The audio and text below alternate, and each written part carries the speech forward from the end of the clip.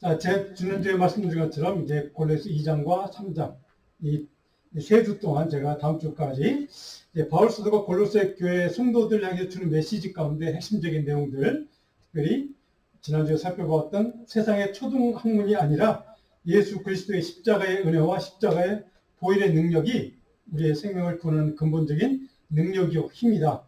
그런 까닭에 세상의 초등 학문과 세속적인 문화, 세상의 사상, 철학적인 지혜에 맞서서 우리는 싸워야 된다. 그것을 이겨내도록 우리 믿음으로 이제 싸워야 한다는 것. 그런 까닭에 세상의 초등학문에 속한 것들과 대립이 되는 세상의 초등학문의 가치와 반대되는 가치를 붙들고 우리는 살아야 된다. 그런 삶을 살기 위해서 우리는 그리스도의 복음에 대한 믿음, 확실한 신뢰, 그 믿음을 견고히 붙들고 흔들림 없이 하나님의 말씀, 성경의 가치를 힘입고 살아야 한다. 이런 주제로 이제 3주 동안 다음 주까지 말씀을 나누게 된 것을 미리 제가 공지해 드렸습니다. 자, 그런데 중요한 것은 오늘 이제 그렇다면 그 세 번째 시간 가운데 두 번째로 오늘 이 본문 말씀을 붙들고 우리가 생각해 볼 주제는 이겁니다.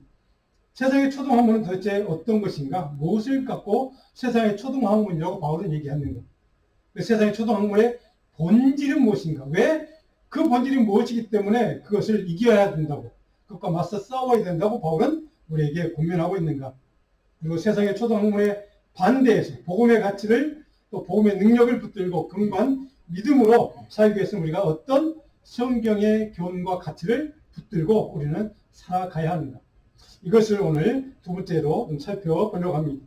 여러분 주보 보시면 여러분 그 설교 노트에 있습니다. 첫 번째, 오늘 지금 읽었던 2장 20절 23절의 내용은 세상의 초등학문의 특징이 무엇인지 기억되어 있습니다.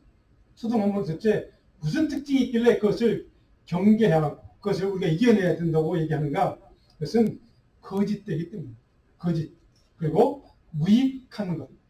아무런 신앙생활에 하나님의 구원에 아무 상관이 없는, 열매가 없는 그런 것들이기 때문에 세상의 초등학문을 우리는 맞서 싸워야 된다고 바울은 얘기한다는 겁니다.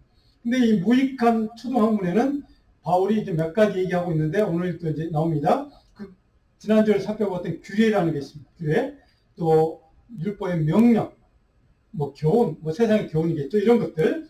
이런 것들은 세상의 초등학문에 속하는 것인데 그것은 다 무익한 것이다. 라고 바울은 그래서 우리는 그것을 경계해야 된다. 말씀하고 있습니다. 근데 2절에 보니까 오늘 계속해서 너희가 세상의 초등학문에서 그리스도와 함께 죽었거든. 세상의 초등학문에서 너는 이미 그리스도를 믿는 순간 그 초등학문은 아무것도 아닌 존재가 되었어. 라고 그렇게 선포합니다. 그래서 그리스도와 함께 거하는 존재는 초등학문과는 이미 끝난 관계라는 겁니다. 그러니까 세상의 초등학문에 의지했던 삶이 예수 그리스도를 복음을 믿는 그 순간 그것은 다 이제 끝이 난 거예요. 이렇게 얘기합니다. 그런데 그게 그리스도인인데 오늘 바울은 어찌하여 세상에 사는 것과 같이 규례에 순종하는가? 여전히 예수를 믿는다고 하면서 여전히 세상 초등학문에 사로잡혀서 그 지배를 당하고 사는 것처럼 어떻게 규례에 순종하고 사느냐? 그렇게 살려고 애쓰느냐라고 지금 책망하는 말씀.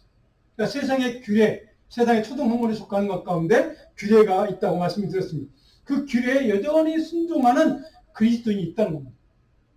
근데 그것은 세상의 초등학문, 세상의 것을 추구하는 삶이라고 바울은 그것을 이겨내야 된다고 오늘 우리에게 권면해주고 있습니다. 근데 22절에 보니까 그 세상의 초등학문에 속하는 이 모든 것, 아까 말씀드린 규례라든가 뭐 몇 가지 명령도 있고 뭐 세상의 교훈도 있고, 자 이런 모든 것들은 어떤 속성이 있느냐? 한때 일시적으로 쓰임 받지만 없어지고 마는 것. 그래서 무익한 거랍니다. 그럴듯하게 너희의 인생을 위해서 세상의 유익을 위해서 쓰임 받는 것처럼 그래서 유익한 것처럼 보이기는 하는데 그것도 일시적인 거랍니다. 근데 그것도 영원하지 않고 그저 그냥 없어지는 것. 곧 사라져 없어지는 것. 그 사람의 22절 마지막에 보니까 사람의 명령과 가르침이라고 되어 있죠. 그렇죠? 규례, 명령, 교훈. 이런 것들은 일시적으로 너에게 유익을 주는 것처럼 보이기는 하지만 실제로 유익을 줄 수도 있지만 그것은 일시적인 유한한 영원하지 않은 그런 세상의 가치일 뿐이라는 겁니다. 그것을 바울사도는 세상에 속한 초등학문이라고 표현을 하는 겁니다. 이 3절을 보니까 이런 것들은 됐습니다. 세상의 초등학문에 속한 것들은 자의적인 숭배와 겸손과 몸을 괴롭게 하는 데는 지혜 있는 모양이나 이 3절 마지막에 조금도 유익이 없는 것이다. 그렇죠? 이렇게 정확하게 바울이 세상의 초등학문의 속성과 그것이 무엇인지 얘기하면서 동시에 그 결론이 뭐냐? 그것은 유익이 없다 하는 겁니다. 이것이 바울이 세상의 초등학문을 경계하고 그것을 이겨내도록 권면하는 이유가 바로 거기에 있습니다. 자, 세상의 초등학문에 속한 것은 바로 세상이 만든 세상 사람이 만든 세상을 다스리는 원리일 수도 있습니다. 세상의 규칙이기도 하죠. 그게 관습도 들어갈 테고, 어떤 규약도 들어갈 테고, 어떤 국가 간의 어떤 조약도 들어갈 테고, 국가 간의 한 국가의 헌법, 조문, 이런 것도 다 들어갈 것입니다. 자, 그런 것들은 중요한 것은 우리가 역사를 통해 배운 것이지만, 그 나라의 규약이 아무리 좋아도 그것은 영원한 나라는 없습니다. 그렇죠? 언젠가는 사라지고 마는.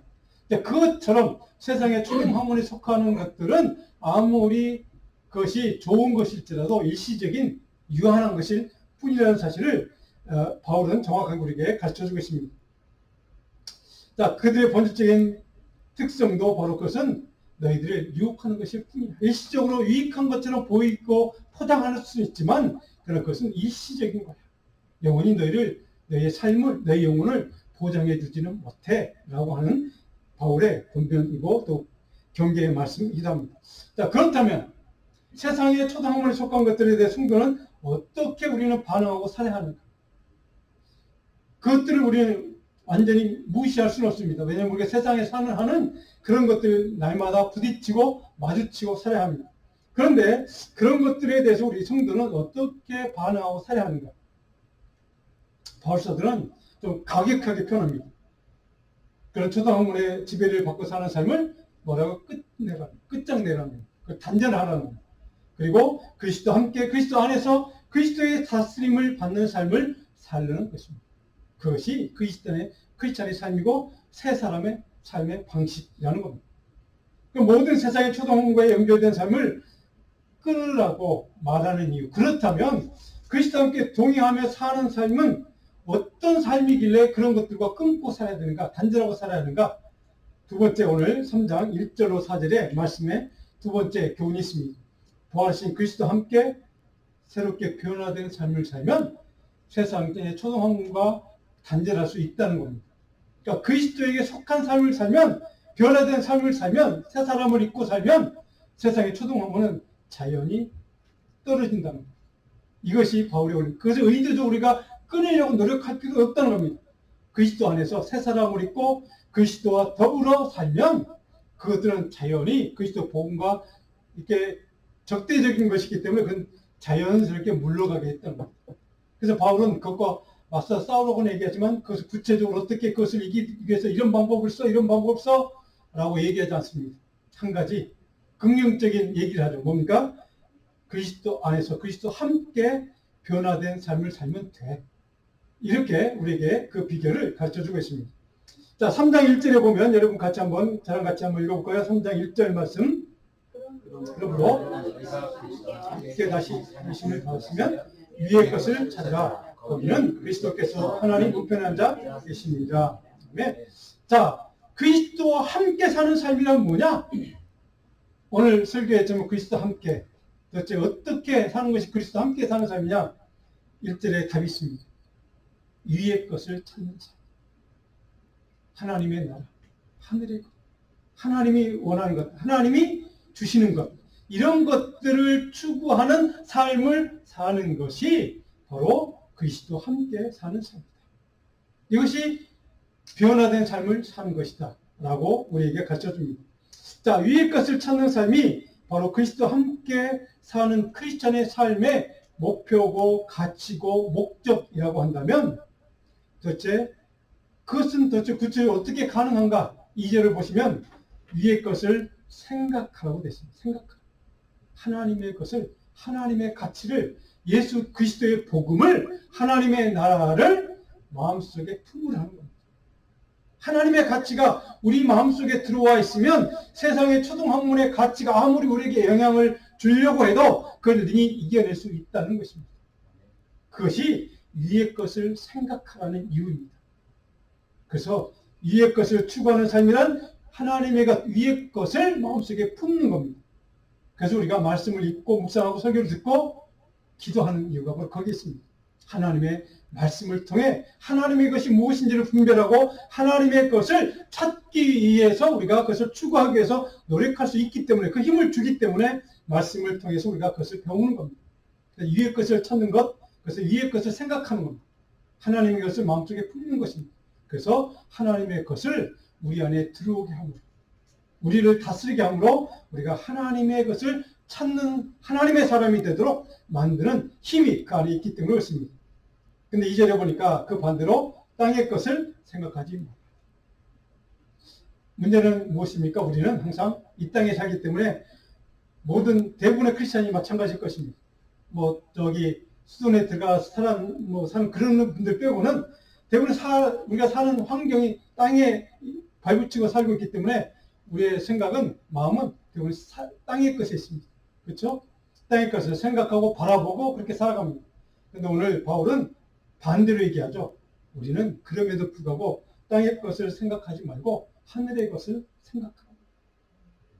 자, 이것이 바로 우리가 변화된 삶을 사는 비결이라고, 하나님의 자녀로 사는 삶의 방식이라고 말씀하고 있습니다. 그런데 그렇게 살라고 딱 끝나지 않습니다. 바울은 그렇게 살면 너에게 무슨 유익이 있냐. 3절을 볼까요? 이는 너희 생명이 그리스도와 함께 하나님 안에 감추어져 있기 때문에 그런 복을 주신다는 겁니다. 하나님의 것을 생각하고 하나님의 것을 마음속에 품고 하나님의 새로운 변화된 삶을 사는 그리스도인이 되면 우리의 생명이 그리스도와 함께 영원한 생명을 누리게 된다는 겁니다. 하나님 나라의 비밀에, 그 비밀 가운데 한가운데, 영원한 생명의 비밀 가운데 한가운데 우리의 이름이 생명책에 기록된다는 겁니다. 그것이 주님이 우리에게 주는 약속입니다. 하늘의 것을 추구하고 하늘의 것을 마음에 품고 하늘의 것을 바라보는 삶을 살면 이 땅의 세상의 초등학문, 이 땅의 것이 아닌 하나님의 것을, 영원한 생명을 우리에게 복으로 주신다는 겁니다. 자, 여러분, 이것이 그리스도인이 누리는 약속이고 축복입니다. 우리 이것을 믿습니다. 이것을 바라보고 삽니다. 이것을 손에 붙들려고, 믿음으로 붙들려고 노력합니다. 근데 중요한 것은 우리의 생각과 우리의 환경이, 사단은 우리를 그렇게 살도록 버려두지 않습니다. 날마다 땅의 것을 보라고, 땅의 것을 추구하라고, 땅의 것만 마음속에 품으라고 우리를 속삭입니다. 유혹합니다. 미혹합니다. 이것이 우리가 사는 삶의 딜레마입니다. 이런 삶을 사는 저와 여러분들 가운데 오늘 바울 사도가 권면하는 이 권면, 우리가 이것을, 이 말씀과 이 권면대로 사는 것이 쉽지 않다는 사실을 바울이 왜 모르겠습니까? 그도 그렇게 살아왔던 인물이었습니다. 그리고 그가 전도했던, 개척했던 모든 지중해 교회, 소아시아 지역의 많은 교회들이, 성도들이 다 그렇게 살아가는 사람들이었습니다. 중요한 것은 우리가 하늘의 것을 마음에 품으려고 하지 않는다는 사실입니다. 세상의 것만 품으려고 하는 그런 사단의 유혹에 우리 쉽게 넘어간다는 사실입니다. 이것 때문에 바울이 이렇게 강조하는 겁니다. 그럼에도 불구하고 너희는 하나님의 것을, 하늘의 것을 추구하려고, 그것을 바라보려고, 그것을 마음에 품으려고 노력하며 살라는 겁니다. 왜? 성령님이, 주님이 너희를 그렇게 도와줄 거니까. 성령이 그렇게 너에게 힘 주실 거니까 그렇게 살려고 한번 발버둥치며 노력해봐 하는 겁니다. 자, 여러분, 그리스도의 삶이란, 크리스찬의 삶이란 그래서 어려운 것입니다. 그래서 힘든 겁니다. 날마다 미혹하는, 세상의 것만 추구하라고 바라보려고 미혹하는 사단의 유혹과 속삭임, 그에게는 날마다 우리 옆에 있습니다. 그래서 우리 쉽게 넘어갈 수밖에 없습니다. 그럼에도 불구하고 그런 삶을 살아가는 우리들에게 바울은, 주님은 그럼에도 하늘의 것, 하나님의 것, 하나님의 마음을 한번 품으려고 해봐. 사랑하는 여러분, 이것이 우리의 믿음의 삶이어야 합니다.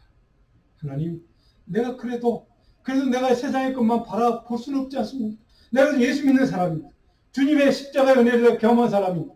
예수 그리스도의 구원의 은총을 내가 감사하며 감격하며 기뻐했던 순간이 있었던 그런 경험이 있는 사람인데 내가 어떻게 해서 사단의 유혹에 쉽게 넘어갈 수 있습니까? 하나님, 나는 약합니다. 그럼에도 불구하고 내가 하나님의 것, 주님의 것, 예수 그리스도의 십자가의 은혜만 붙들고 살아보려고 내가 노력하겠습니다.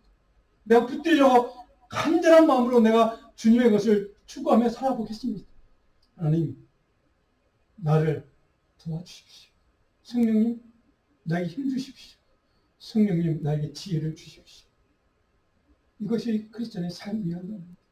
사랑 여러분, 여러분의 삶의 순간에 사단의 유혹과 미혹을 받는 그 순간 이렇게 간절한 마음으로 기도해 보신 적이 있습니까?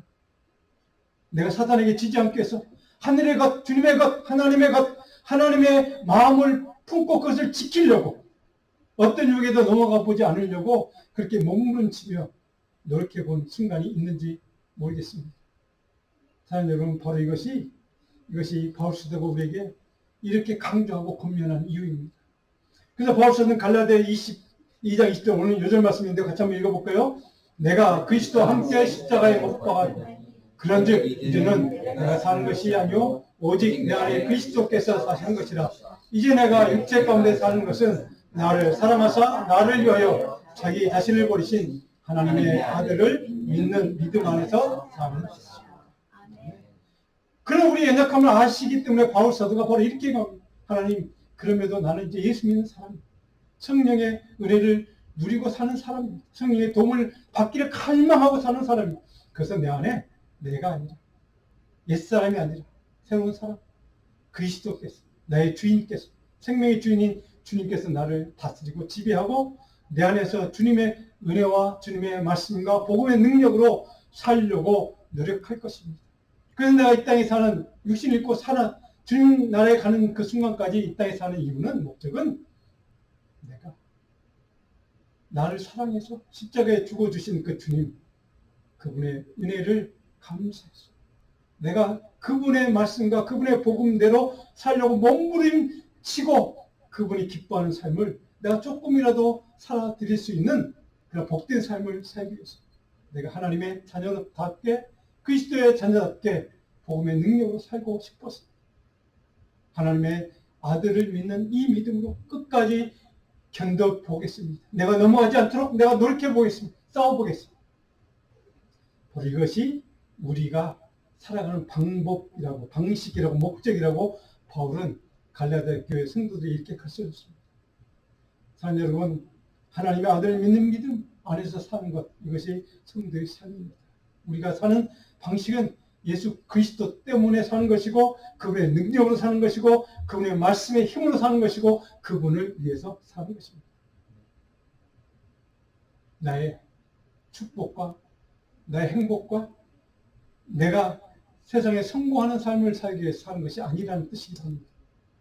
오직 그리스도 그분의 영광을 위해서 그분의 이름을 위해서 내가 조금이라도 주님의 이름에 정말 그분의 영광을 위해서 조금이라도 내가 헌신하며 살 수 있다면 이것이 내 삶의 목적입니다. 바로 이것이 바울의 마음이었고 오늘 골로새 교회 성도들을 향해서도 우리를 향해서도 주님은 이런 마음으로 이 말씀을 권면해 주고 있습니다. 다음 여러분, 히브리서 3장 14절 히브리서 기자는 이렇게 우리에게 권면합니다. 같이 한번 읽어볼까요? 우리가 시작할 때 확신한 것을 끝까지 견고히 잡고 있으면 그리스도와 함께 참여한 자가 되리라. 끝까지 믿음을 견고히 지키면 어떤 사단의 유혹에도 넘어가지 않고 시험에도 빠지지 않고 견딜 수 있는 믿음으로 지키면 바로 그리스도와 함께 영원한 하나님의 나라에 하나님의 생명에 참여하는 자가 될 것이다 라고 하는 이 언약의 말씀을 우리에게 주고 있습니다. 자, 여러분, 이 말씀을 꼭 기억하십시다. 내가 끝까지 견고하게 지킬 수 있는 믿음이 주님께서 약속하셨고 성령께서 그 힘을 주시겠다고 약속하셨으니 내가 지키려고 노력만 하면 발버둥 치면 주님은 반드시 우리와 함께 우리를 도우실 것입니다. 그것이 그리스도와 함께 사는 삶이고 그런 삶을 사는 자에게 그리스도와 함께 영원한 생명의 하나님 나라에 참여할 수 있는 은혜와 복을 주시겠다고 분명히 약속했기 때문에 그렇습니다. 이 말씀을 우리가 기억하고 복음을 믿고 그리스도를 통해서 십자가의 은혜를 경험한 자로서 그 은혜 때문에 주님을 믿고 섬기는 하나님의 백성이라고 한다면 끝까지 믿음대로 말씀대로 견뎌보려고 이겨보려고 끝까지 싸우는 끝까지 영적으로 하나님의 말씀을 붙들고 그것을 지키려고 노력하는 참된 신실한 믿음의 종이 저와 여러분 되기를 간절히 축원합니다. 네. 오늘 세 번째로 오늘 세상에 그렇다면 초등학문에 속한 옛사람의 삶을 포기하고 단절하고 그리스도로 옷 입고 새 사람의 삶을 산다는 것, 그것은 어떤 삶을 사는 것인가? 오늘 세 번째로 5절 11절에 보니까 하늘의 것을 추구하라고 되어 있습니다. 하늘의 것. 5절에 보니까 3장 5절에 그러므로 땅에 있는 지체를 죽이라. 곧 음란과 부정과 사욕과 악한 정욕과 탐심이니 특별히 탐심은 우상 숭배. 이것들로 말미암아 하나님의 진노가 임한다. 이것이 땅의 것, 세상의 초등학문에 속해 있는 것, 그것에 지배당하고 사는 삶은 어떤 삶인가? 음란에 빠지고 부정에 빠지고 사욕에 빠지고 악한 정욕에 빠지고 탐심에 빠지고 우상 숭배에 빠지는 삶이라는 겁니다. 이것은 결과가 뭡니까? 하나님의 진노를 받게 됩니다. 하나님의 심판을 받게 됩니다. 근데 실제로 보니까 중요한 말씀이죠. 너희도 우리도 저와 여러분도 전에 그 가운데 살았어. 그런 삶을 살았어. 세상의 초등학문의 지배를 당하고 살았어. 그 가운데서 행하는 삶을 살았어. 그런데 8절에 보면 그러나 이제는 지금은 너희는 그런 존재가 아니야. 너희가 이 모든 것을 벗어버리는 존재야. 그리스도로 옷 입은 사람, 그리스도와 함께 가는 사람, 그리스도와 함께 살아가는 사람, 그리스도와 동행하는 삶을 사는 사람은 이 모든 것을 던져버리고 단절하고 끊어버리는 삶을 사는 새 사람으로 옷 입는, 복음으로 옷 입는 그리스도인이 되었어. 하나님의 사람이 되어서 위의 것을 찾는 사람이 되어서 곧 분한과 노염과 악의와 비방과 너희 입에 부끄러운 말을 끊어버리는 삶을 사는 존재가 되었어. 그렇게 변화된 존재가 되었어. 그런 삶을 살아야 될 존재가 바로 너희야, 그리스도인이야, 크리스찬이야 라고 하는 겁니다. 여기 마지막에 부끄러운 말이라는 단어가 있습니다. 입술에서 나오는 부끄러운 말. 이 부끄러운 말, 이 헬라의 원어에 보면 이 말의 원래 뜻은 뭐냐면 근거 없는 모함하는 겁니다. 비방하는 거. 근거 없이 그냥 비방하는 겁니다. 모함하는 거. 이것을 부끄러운 말이라고 표현했습니다. 모욕적이고 폭력적인 말입니다. 그리고 더럽고 수치스러운 말, 상스러운 말이기도 합니다. 포악스러운 말이기도 합니다. 말의 남용이기도 합니다. 우리 갑질하는 분들이 보통 이러지 않습니까? 그렇죠? 자기 도와주면 갖다 그냥 상스러운 말로, 포악한 말로 이렇게 입으로 그냥 이렇게 모욕하고 비방하는 것. 자, 이것이 바로 이게 부끄러운 말의 뜻입니다. 자, 여러분, 땅에 있는 지체, 세상의 초등학문에 지배하는 삶을 우리는 죽이고 단절하라는 바울의 권면을 들었습니다. 음란과 부정과 사욕과 정욕과 탐심, 이 모든 것들을 포기하고 단절하라고 바울은 권면합니다. 왜? 그래서 이기적인 욕망을 추구하는 탐심이란 바로 우상 숭배와 같은 것이기 때문입니다. 무슨 말이기도 합니다. 세상 초등학문에 지배받는 삶은 우상 숭배와 같은 삶입니다. 뭘까요? 하나님이 아닌 세상의 것을 추구하는 삶이기 때문에 그렇습니다. 그래서 우상 숭배라고 표현한 겁니다. 그것을 완전히 끝장내는 겁니다. 다른 사람을 부끄럽고 수치스럽게 만드는 모욕적이고 폭력적인 언어, 분노와 화난 감정을 드러내는 표현, 이 모든 것들을 근거 없이 모함하는 이 모든 것들을 다 끊어버리는 삶, 이것이 새 삶. 이것이 바로 그리스도인, 그것이 바로 초등학문이 아닌 그리스도의 복음의 지배를 받고 사는 삶이라는 것입니다. 그래서 마가복음 7장 6절에 7절에 보면 예수님이 직접 인용한 말씀이 하나 있습니다. 같이 한번 읽어볼까요? 이 시대에 이사야가 너희 외식하는 자에 대하여 잘 예언하도다. 기록하였을 때 이 백성이 입술로는 나를 공경하되 마음은 내게서 멀르다. 사람의 계명으로 교훈을 삼아 가르치니 나를 헛되이 경배합니다. 예수님이 직접 언급하신 이야기입니다. 근데 구약 이사야 말씀을 인용해서 언급한 말씀인데 이사야 우리 다음 29장 13절 말씀을 인용한 말씀 그대로 옵니다. 이사야 29장 13절 주께서 이르시되 이 백성이 입으로는 나를 가까이하며 입술로는 나를 공경하니 그들이 내게서 떠나는도다. 그들이 나를 경외하긴 하지만 사람의 계명으로 가르침을 받았을 뿐이다. 이 말씀을 예수님이 그대로 인용을 했습니다. 무슨 말씀입니까? 입술로 헛된 말로 주님을 경배하지만 그것은 하나님의 마음에 떨어진 헛된, 무익한, 아무 소용없는 그런 거짓된 예배일 뿐이라는 것. 오늘 우리 크리스찬들에게 교회에 경고하는 메시지이기도 합니다. 교회 예배 시간에 말의 성찬은 있습니다. 찬양하고 경배하고 정말로 기도하면서 정말 하나님의 입술로 아름답게 찬양하며 예배하는 예배는 있습니다. 근데 중요한 것은 이사야 선지자는 경고하고 있죠. 헛된 예배, 헛된 입술 예배, 마음은 떠나 있는 예배, 무익한 예배, 무가치한 예배. 그것을 예수님이 인용하실 정도로 지금 그 시대가 그런 삶을, 그런 영적인 상황이 이렇게 황폐한 상황이었고, 오늘 이 시대를 보면 우리 시대 또한 마찬가지입니다. 영적으로 그만큼 황폐한 시대입니다. 참된 하나님의 마음과 영으로, 진리와 영으로 하나님을 예배하고 경배하는 믿음의 예배, 믿음의 사람에 드리는 예배, 경배, 그것이 찾아보기 어렵다는 말씀이기도 하죠. 세상의 초동화문의 지배를 받으면 아무리 좋은 훌륭한 아름다운 멋진 예배가 있어도 수백 명의 찬양대가 있는 웅장한 예배당에 드리는 예배가 있어도 그것은 무익한 헛된 예배일 뿐이라는. 사랑하는 여러분, 오늘 이 교훈을, 이 계명을, 이 권변을, 이 경고를 우리 마음속에 새겨야만 합니다. 우리가 드리는 예배가 정말로 하나님 앞에 헛된 예배는 아닌지, 무익한 것은 아닌지, 정말 진심으로 진리와 영으로 하나님을 경배하고 예배하고 찬양하는 참된 주님이 받으시는 예배인지, 오늘 우리는 우리를 돌아보아야만 합니다. 세상의 초동문에 지배받는 삶은 아닌지, 하나님의 생명의 복음에 지배받는 예배를 나는 드리고 있는지. 사랑하는 여러분, 이 세상의 지혜와 교훈과 가르침을 완전히 단절하며 포기하고 살아가고 있습니까? 아니면 우상숭배 같은 땅의 탐욕을 추구하는 바로 세상의 초등학문을 지배를 받는, 그래서 세상의 것을 추구하는 삶을 완전히 포기하는 삶을 나는 살고 있는지 다시 한번 스스로 점검해 보는 시간 되기를 간절히 바랍니다.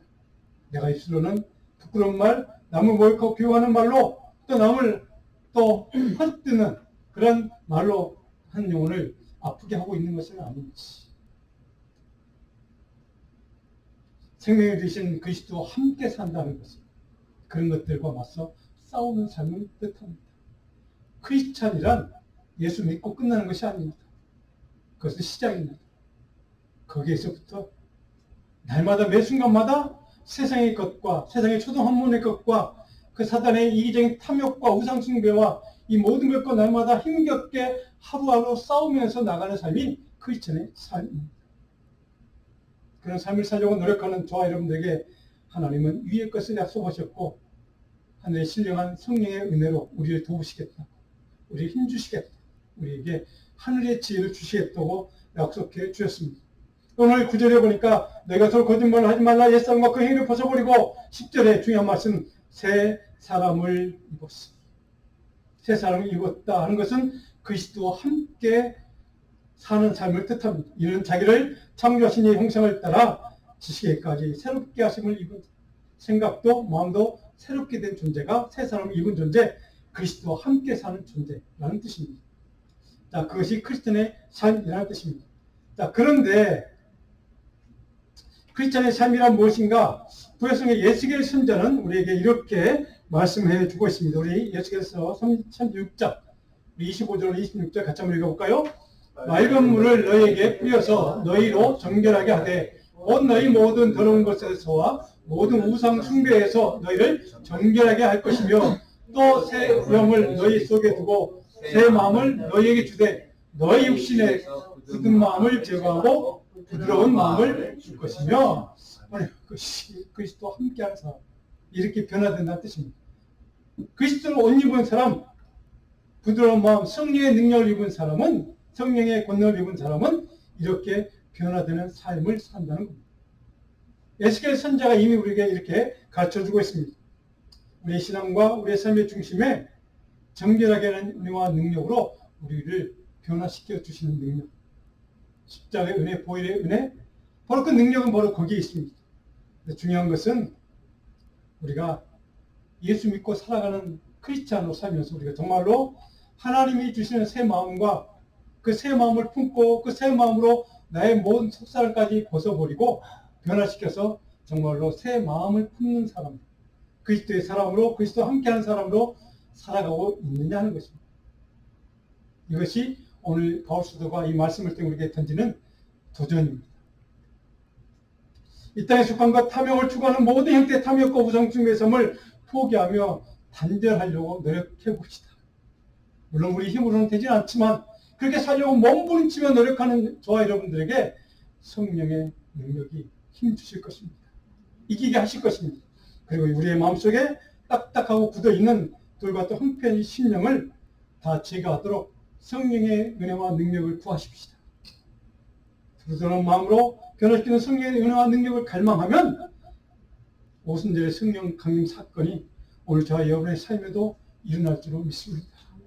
그 은혜와 능력이, 그 권능이 우리의 삶을 바꾸는 은혜, 우리를 하나님의 사람으로 바꾸는, 그 날마다 매 순간마다 악한 사탄 마귀의 계획과 유혹과 미혹을 이겨내며 세상의 것을 추구하는 삶을 유혹을 이겨내는, 그래서 하늘의 것을 추구하는 하나님의 사람, 믿음의 사람, 참된 신실한 믿음의 백성들이 저와 여러분들에게 간절히 축원합니다.